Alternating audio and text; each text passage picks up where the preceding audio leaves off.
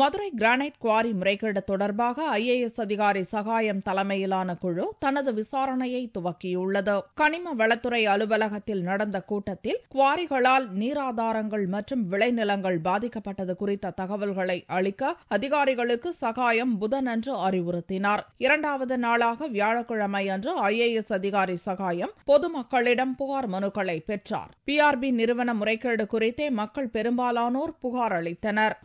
செல்வராஜ் மற்றும் பிஆர்பி சுரேஷ்குமார் இவங்க 3 பேரும் சேர்ந்து என்னுடைய நிலத்தை கிரானைட் கல்வி கற்களை கொட்டி என்னுடைய வாய்க்கால் அழிச்சு நிலத்தை ஆக்கின பண்ணிக்கிட்டாங்க.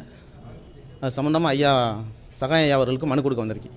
2012 அன்சூர்மஸ் ஐயா கலெக்டர் இருக்கல அவர்கிட்ட கொடுத்துருக்கேன். எந்த விதமான நடவடிக்கை இதுவரைக்கும் எடுக்கவே இல்லை. எனக்கு இப்போ நடவடிக்கை ஐயா எடுப்பாருன்னு சொல்லி ஐயாவுக்கு மனு கொடுக்க வந்திருக்கேன்.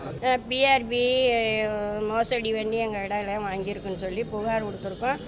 சரிம்மா, நான் நீதிமன்றத்தில் பண்ணி விசாரித்து சொன்னார் அப்படின்னு சொல்லியிருக்கா சார். கிரானைட் முறைகேடு தொடர்பாக ஐஏஎஸ் அதிகாரி சகாயம் உரிய நடவடிக்கை எடுப்பார் என்று பொதுமக்கள் நம்பிக்கை தெரிவித்த நிலையில் வெள்ளிக்கிழமை முதல் கள ஆய்வு துவங்குகிறது.